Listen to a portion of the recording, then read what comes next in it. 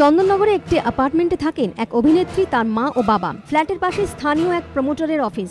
অভিনেত্রীর অভিযোগ, অফিসে বসে মদ খেয়ে অশালীন আচরণ করেন প্রমোটার ও তার সঙ্গীরা। কটূক্তিও করা হয়। ঘটনার প্রতিবাদ করলে দেওয়া হয় হুমকি। অভিনেত্রীর অভিযোগ, 20 তারিখ রাতে জামাকাপড় মেলা নিয়ে প্রমোটারের গাড়ি চালকের সঙ্গে বচসা বাঁধে তার। মারধর করে শ্লীলতাহানি করা হয়। ভেঙে দেওয়া হয় ফ্ল্যাটের কাঁচ। সে আমাকে মুখের উপর সিগারেটের ধোঁয়া ছড়ে গালাগাল দেয়, মানে এমন উল্টোপাল্টা কথা বলে।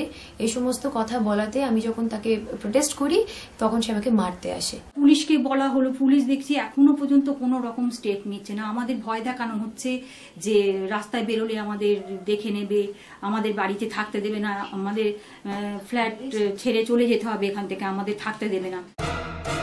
অভিনেত্রীর দাবি, চন্দননগর থানায় গেলে অভিযোগ নিতে অস্বীকার করে পুলিশ। হাসপাতাল থেকে ইনজুরি রিপোর্ট আনলে পুলিশ অভিযোগ নেয়। গ্রেপ্তার করা হয় প্রমোটারের চালককে। অভিনেত্রীর আরও অভিযোগ, শ্লীলতাহানির অভিযোগ করলেও ধৃতের বিরুদ্ধে শ্লীলতাহানি ছাড়া 341, 323, 325, 506 ও 509 ধারায় মামলা দায়ের করে পুলিশ। যদিও এ নিয়ে মুখ খুলতে চায়নি পুলিশ। অভিযোগ, এলাকায় প্রকাশ্যে ঘুরে বেড়াচ্ছে অভিযুক্ত প্রমোটার। অভিনেত্রীর পরিবারকে দেওয়া হচ্ছে হুমকি।